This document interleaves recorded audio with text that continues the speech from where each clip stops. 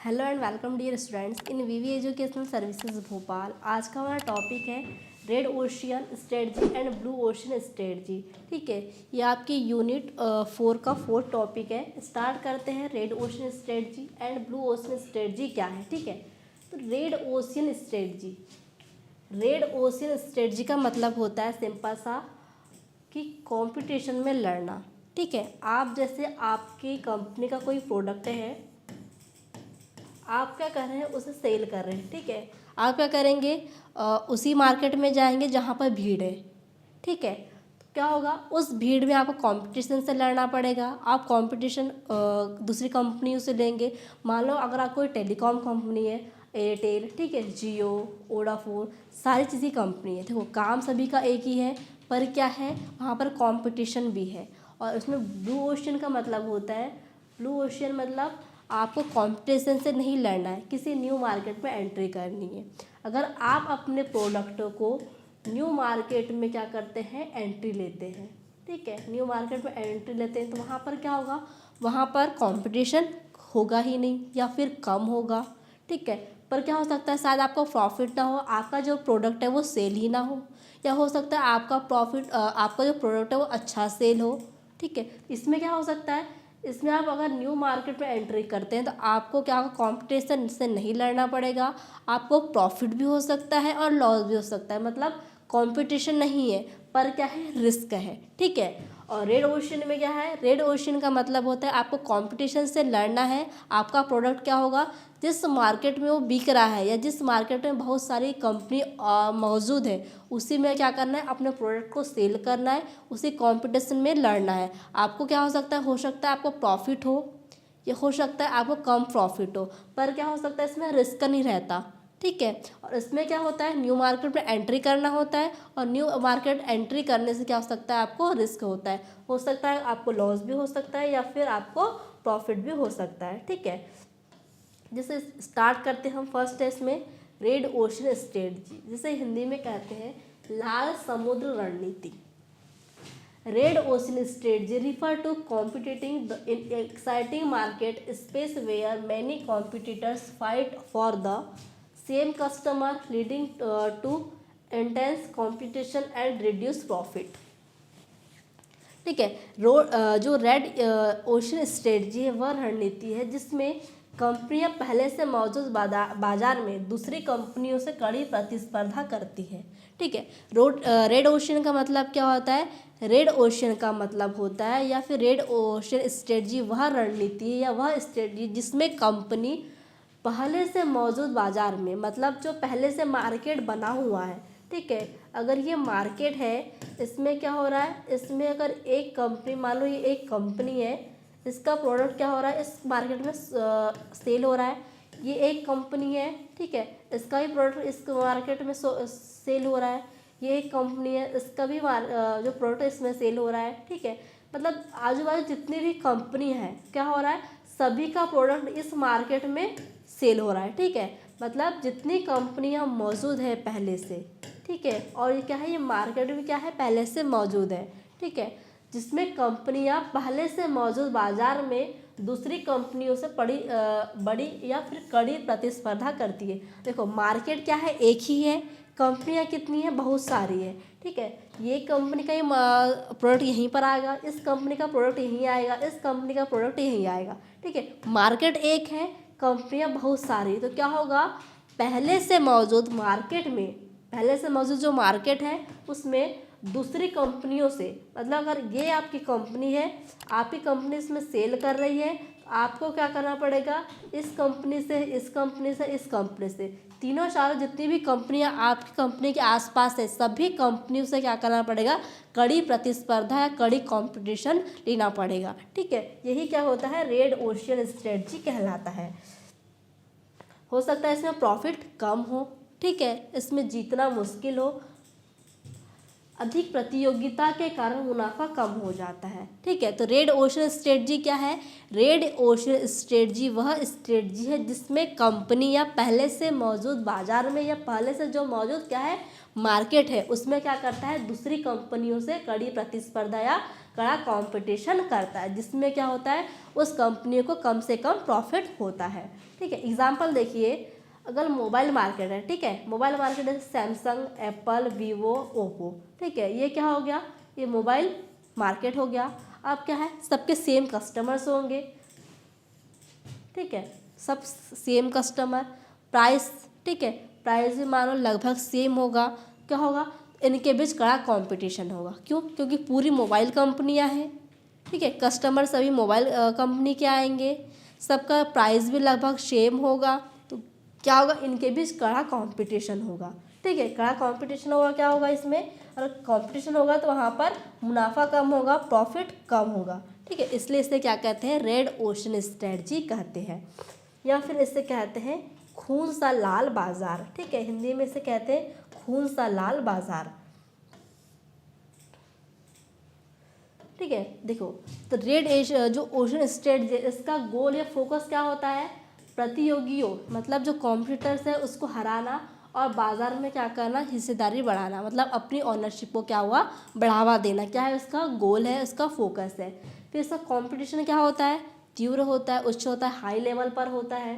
ठीक है, उसका जो प्राइस है उसमें युद्ध होता है, क्योंकि देखो अगर मोबाइल मार्केट है, मोबाइल मार्केट में मान लो और कोई फ़ोन 40,000 का है, दूसरी कंपनी का फ़ोन क्या हो सकता है 40,000 का होगा, किसी तीसरी कंपनी उसका भी जो प्राइस लेवल है 40,000 का होगा, तो सबका अगर प्राइस सेम ही है तो उन प्राइसों के बीच क्या होगा, युद्ध होगा। तो इसमें क्या होगा, इसमें कंपटीशन भी ज़्यादा होगा और जो प्राइस है उसका युद्ध होगा, और फिर ऑफर भी क्या हो जाएंगे, आम हो जाएंगे, क्योंकि सभी क्या है, सभी मोबाइल कंपनियां ही हैं। ठीक है, प्राइसिंग प्रेशर्स, लाभ कम हो सकता है, संचालन पर खतरा आ सकता है। ठीक है, इसमें प्रॉफिट कम से कम ही होगा। जो मार्केट का जो कंडीशन है वो क्या होगी, संतृप्त होगी। संतृप्त मतलब सभी पर्याप्त मात्रा में सभी को प्रोडक्ट मिल जाएगा। ठीक है, और आप क्या कर सकते हैं, इसके लिए कोई नई मार्केट में एंट्री नहीं कर सकते या नया बाजार नहीं बना सकते, क्योंकि आपके पास जितनी भी कंपनियां हैं और जिस मार्केट में आप काम कर रहे हैं उसके पास क्या है, सिर्फ एक ही बाजार है, मतलब सभी कंपनियां क्या होगी, उसी मार्केट में अपना प्रोडक्ट को सेल करेगी। ठीक है, तो ये था रेड ओशन स्ट्रेटजी। तो रेड ओशन स्ट्रेटजी क्या है, रेड ओशन स्ट्रेटजी वह रणनीति है या वह स्ट्रेटजी है जो क्या कहती है, जो पहले से मौजूद मार्केट में दूसरी कंपनियों से कड़ा कंपटीशन करती है या प्रतिस्पर्धा करती है, जिसमें क्या होता है, उसे प्रॉफिट कम से कम होता है। ठीक है, ये क्या है, रेड ओशन स्ट्रेटजी। अब इसमें सेकंड स्ट्रेटजी है blue ocean strategy. Blue ocean strategy refer to creating a new constant market space where competition is relevant and demand is created rather than for over। Blue ocean strategy वह रणनीति है जिसमें company नया बाजार बनाती है जहां कोई या बहुत कम प्रतियोगी होते हैं, इसलिए प्रतिस्पर्धा नहीं होती। अब क्या होगा, blue ocean strategy. Red ocean strategy में क्या हो रहा था, कंपनियां पहले से मौजूद जो मार्केट था उसमें एक दूसरे से कड़ा कंपटीशन ले रही थी। अब जो सेकंड क्या है, ब्लू ओशन स्ट्रेटजी, या वह रणनीति या वह स्ट्रेटजी जिसमें कंपनी क्या करती है, हर एक कंपनी अपने लिए नया बाजार बनाती है। अगर मान लो ये एक कंपनी है, ये एक कंपनी है, ये एक कंपनी है, ठीक है, ये अलग अलग कंपनी है, ये क्या करेगी, ये भी अपना जो प्रोडक्ट है वो अलग मार्केट में सेल करेगी, ये जो कंपनी अपना प्रोडक्ट अलग मार्केट में सेल करेगी, ये कंपनी अपना जो प्रोडक्ट है वो अलग मार्केट में सेल करेगी। मतलब इस जो कंपनी का पूरा प्रोडक्ट है सिर्फ एक ही मार्केट में क्या होगा, सेल होगा। इसमें इसके अलावा, इस कंपनी के अलावा इस मार्केट में अदर कोई भी कंपनियों का प्रोडक्ट सेल नहीं होगा। ठीक है, अगर एक कंपनी है उसका एक क्या होगा, मार्केट होगा, दूसरी कंपनी उसका दूसरा मार्केट होगा, तीसरी कंपनी उसका तीसरा मार्केट होगा। ये कंपनी का माल इस कंपनी में नहीं आएगा, इस कंपनी का माल इस मार्केट में नहीं आएगा। मतलब हर एक कंपनी के लिए क्या होगा, हर एक कंपनी का अलग अलग मार्केट होता है या अपने लिए खुद अपना नया मार्केट बनाती है। इसमें क्या होगा, अब इस कंपनी का माल अगर इसी मार्केट में आएगा, अगर कोई भी कंपनी का माल इस मार्केट में नहीं आएगा तो यहाँ पर क्या होगा, कॉम्पिटिशन नहीं होगा, प्रतियोगिता, जो प्रतियोगी या कॉम्पिटिटर्स हो गए वो बहुत कम होंगे या फिर होंगे ही नहीं। ठीक है, इससे क्या हो सकता है यहाँ पर कस्टमर ना मिले, इससे क्या हो, लॉस हो जाए। हो सकता है यहाँ पर इसको कस्टमर बहुत अच्छे मिल जाए, एक ही कंपनी इसको प्रॉफिट भी बहुत अच्छा हो सकता है। ठीक है, तो क्या है, ये एक ही कंपनी है और एक ही मार्केट से, तो क्या है, इसके लिए एक रिस्क है, या तो इसका अच्छा प्रॉफिट भी हो सकता है या फिर इसका अच्छा लॉस भी हो सकता है, ठीक है। ये था red blue ocean strategy. Example देखते हैं, जैसे ओला, उबर, ठीक है। जब ये फर्स्ट टाइम स्टार्ट हुआ था तब इसके जो कस्टमर थे कम थे, क्योंकि लोगों को पता नहीं था, ठीक है। अब सभी लोग यूज़ कर रहे हैं, ठीक है, सब लोग इसका यूज़ करते हैं, रैपिडो का यूज़ करते हैं। पहले क्या था, पहले ये चीज़ थी पर इसका यूज़ कम था क्योंकि लोगों को पता नहीं था, इसकी मार्केटिंग अच्छे से हुई नहीं थी। अब क्या, अब लोगों को पता है, अब लोग इसका यूज़ कर रहे हैं। तो वही था, क्या हुआ, जब स्टार्ट हुआ लोगों को पता नहीं था, उसकी सेल कम थी, ठीक है। अब लोगों को पता हो रहा है, उसको अच्छा सा एडवर्टाइज हो चुका है, अब क्या हो रहा है, उसकी सेल ज़्यादा से ज़्यादा हो रही है, ठीक है। वही चीज़ें इसमें बताया गया है कि जो रेड ओशन है, रेड ओशन में क्या हो रहा था, आप जिस मार्केट में हैं और उसी मार्केट में क्या हो रहा था, आप 2-4 कंपनियों से कड़ी प्रतिस्पर्धा ले रहे थे, नया कंपटीशन ले रहे थे। और ब्लू ओशन स्ट्रेटजी में क्या हो रहा है, हर एक कंपनी क्या कर रही है, अपने लिए एक नया मार्केट बना रही है और नए मार्केट में अपना जो प्रोडक्ट है उसको सेल कर रही है, जहाँ पर उससे क्या होता है, बिल्कुल कंपटीशन नहीं होता, बिल्कुल कॉम्पिटिटर्स नहीं होते, और बिल्कुल कह सकते हैं उससे प्रॉफिट भी हो सकता है, लॉस भी हो सकता है, उसके लिए क्या है, एक रिस्क हो सकता है, ठीक है। अब देखते हैं इसका फोकस। ब्लू ओशन स्ट्रेटजी का जो फोकस है वो क्या होता है, उसका फोकस होता है नई मांग बनाना, ग्राहकों को पहले कभी ना देखे गए उत्पाद की सेवा देना, ठीक है। जो कस्टमर्स मार्केट में आ रहे हैं उस कस्टमर को क्या करना, नए नए प्रोडक्ट देना। कि देखो, अगर कंपनी है, कंपनी ने क्या किया, न्यू मार्केट में एंट्री की, अब उसमें जो कितने कस्टमर आ रहे हैं उनकी डिमांड को पहले पहचानती, कस्टमर क्या चाहते हैं, उस हिसाब से क्या करेगी, प्रोडक्ट बनाएगी। देखो, अगर एक कंपनी है, वो कंपनी पहले क्या कर रही थी, सबसे पहले उसने इस मार्केट में एंट्री लिया, ठीक है। ये कंपनी है, ये मार्केट है, ठीक है। इस कंपनी ने इस मार्केट में एंट्री किया और कस्टमर की डिमांड देखी, जो उसने पहले वो लाई थी, मतलब कोई प्रोडक्ट लाई थी, वो कस्टमर को पसंद नहीं आता है, तो क्या करेगी, सेकेंड टाइम, ठीक है, सेकेंड टाइम दूसरा प्रोडक्ट लाएगी, थर्ड टाइम दूसरा प्रोडक्ट लाएगी। अब क्या होगा, वो चीज़ें की डिमांड बढ़ती जाएगी। अब एक कंपनी है, उसने क्या किया, फिर उस मार्केट में अपना प्रोडक्ट लॉन्च किया, कि उससे पता चल गया कि जो कंपनी ने नया मार्केट ओपन की है उसकी जो प्रोडक्टिविटी है, या उसका जो प्रोडक्शन है वो कस्टमर को पसंद नहीं आया, तो वो अपना प्रोडक्ट क्या करेगी, उस मार्केट में लाएगी, ठीक है। पहले वो न्यू मार्केट था, न्यू मार्केट में एंट्री करी थी एक कंपनी ने, पर वहाँ के डिमांड को देखते हुए दूसरी कंपनी ने वहाँ एंट्री करी, फिर तीसरी कंपनी ने वहाँ पर एंट्री करी, फिर चौथी कंपनी ने उस मार्केट में एंट्री करी, तो क्या हो गया, वो ब्लू ओशन स्ट्रेटजी कुछ टाइम क्या बन जाता है, रेड ओशन स्ट्रेटजी बन जाता है। क्योंकि सबसे पहले क्या हो रहा है, सबसे पहले कॉम्पिटिटर्स या सबसे पहले उस कंपनी ने एक मार्केट में एंट्री लिया था, तब वहाँ पर वो अकेली थी। पर क्या होगा, उसके बाद जब कस्टमर की डिमांड बढ़ेगी, कस्टमर न्यू न्यू प्रोडक्ट चाहेगा, तब क्या होगा, दूसरी कंपनियां भी क्या करेगी, उस मार्केट में एंट्री करेगी। तो कुछ टाइम बाद क्या होगा, जो ब्लू ओशन मार्केट है या जो ब्लू ओशन स्ट्रेटजी है वो कुछ टाइम बाद रेड ओशन स्ट्रेटजी में बदल जाती है, ठीक है। रिसर्च एंड डेवलपमेंट, ठीक है। इसका सेकंड क्या है, रिसर्च एंड डेवलपमेंट। कंपनी शोध में निवेश करती है, नवाचार नई सोच पर जोर देती है। क्यों, क्योंकि वो नया प्रोडक्ट बनाती है और न्यू मार्केट में एंट्री करती है। और कंपनी न्यू प्रोडक्ट बनाया, फिर वो न्यू मार्केट में एंट्री करेगी, कोई नया प्रोडक्ट बनाया, फिर न्यू मार्केट में एंट्री करेगी। ऐसा क्या करती है, ब्लू ओशन स्ट्रेटजी करती है। थर्ड है इसमें थिंकिंग डिफरेंटली, कंपनी को अलग सोचने की क्षमता मिलती है, ठीक है। फिर एक चीज़ इसमें बताई गई, टेम्पररी एडवांटेज, जो मैंने आपको भी बताया कि हर नीला समुद्र, मतलब हर ब्लू ओशन स्ट्रेटजी अंत में या लास्ट में क्या बन जाती है, रेड ओशियन स्ट्रेटजी में बदल जाती है। क्यों, क्योंकि वहाँ पर फिर अदर कंपनियाँ एंट्री करने लगती है, क्योंकि कस्टमर की डिमांड बढ़ते जाती है या बदलते रहती है। यह लाभ आमतौर पर 2-3 साल तक रहता है, ठीक है। 2-3 साल तक क्या होगा, 2-3 साल तक वो जो कंपनी है उसको अपना प्रोडक्ट सेल करते जाएगी। पर कुछ टाइम बाद क्या होगा, कुछ टाइम बाद कंपनी को पता चलता जाएगा, दूसरी कंपनी वहाँ पर आती जाएगी और उस मार्केट में एंट्री करते जाएगी। कुछ टाइम क्या होगा, blue ocean strategy red ocean strategy में बदल जाएगी, ठीक है। इसमें क्या होता है, शुरू में कोई प्रतियोगिता नहीं होती, कोई कॉम्पिटिटर्स नहीं होते या फिर बहुत कम होते हैं, ठीक है। कब फिर क्या होता है, इसमें कंपनियाँ खुद अपना नया बाजार बनाती है और जो पुराना जो मार्केट है वहाँ पर न्यू न्यू जो भी कॉम्पिटिटर्स है वो भाग लेते रहते हैं। ठीक है, तो ये था ब्लू ओशन स्ट्रेटजी और रेड ओशन स्ट्रेटजी।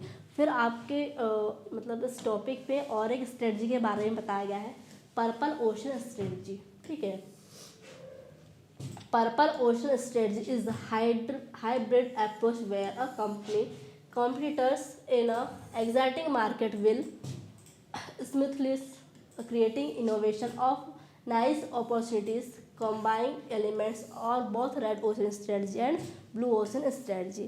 मतलब जो पर्पल ओशन स्ट्रेटजी वो क्या है, ब्लू ओशन स्ट्रेटजी और रेड ओशन स्ट्रेटजी का मिक्सअप है। ठीक है, मतलब दोनों से मिलकर कौन सी स्ट्रेटजी बनती है, पर्पल ओशन स्ट्रेटजी बनती है।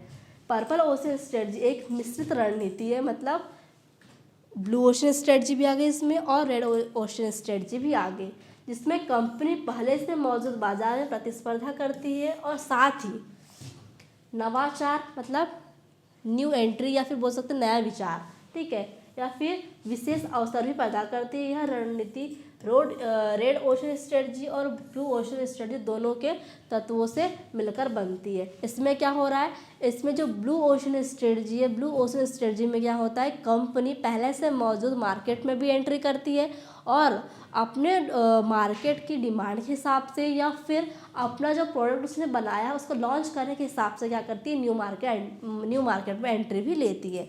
मतलब जहाँ कंपटीशन से लड़ना है वो सोचती है कि पहले उसका डिमांड, उसके कस्टमर की डिमांड और उसका जो प्रोडक्ट है उसके हिसाब से उसको न्यू मार्केट में एंट्री करना चाहिए या फिर जो पहले से मार्केट मौजूद है उसमें एंट्री करना चाहिए।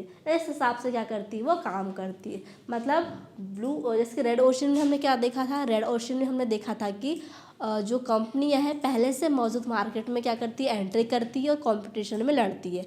ब्लू ओशन में क्या देखा, ब्लू ओशन स्ट्रेटजी में जो कंपनियां हैं वो न्यू मार्केट में एंट्री करती है। और पर्पल ओशन स्ट्रेटजी में क्या हो रहा है, पर्पल ओशन स्ट्रेटजी में जो स्ट्रेटजी है वो न्यू मार्केट में एंट्री भी करेगी और फिर नए प्रोडक्ट को लेकर फिर उसी कंपटीशन में लड़ती भी है। तो क्या है, ये रेड ओशन स्ट्रेटजी और ब्लू ओशन स्ट्रेटजी का क्या है, एक मिक्सित रूप है। एग्जाम्पल देखिए, मान लो एक मोबाइल कंपनी पहले से मौजूद बाजार सैमसंग, वीवो, ओप्पो में क्या करती है, प्रतियोगिता करती है। ठीक है, साथ ही प्रीमियम फीचर फ़ोन या स्पेशल सर्विस ऐप लॉन्च करती है जो दूसरों में नहीं है। तो क्या हुआ, इसने क्या किया, ये इसमें रेड ओशन स्ट्रेटजी हो गई। और क्या हुआ, जिसने इसने स्पेशल सर्विस ऐप लॉन्च किया, ठीक है, और न्यू मार्केट में एंट्री की, इसके लिए क्या हो गया, इसके लिए क्या हो गया, ब्लू ओशियन स्ट्रेटजी होगी। तो ये रेड ओशियन और ब्लू ओशियन मिलकर क्या बन गए,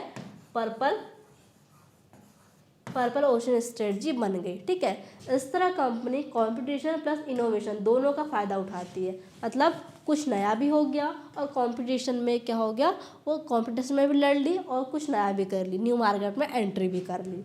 ठीक है, तो क्या हो गया, दोनों की जो मिक्सअप स्ट्रेटजी वो क्या कहलाती है, पर्पल ओशन स्ट्रेटजी कहलाती है। ये था आपका रेड ओशन स्ट्रेटजी और ब्लू ओशन स्ट्रेटजी और दोनों का मिक्सअप क्या होता है, purple ocean strategy. I hope आपको आज का टॉपिक अच्छे से समझ में आया होगा। Thank you very much.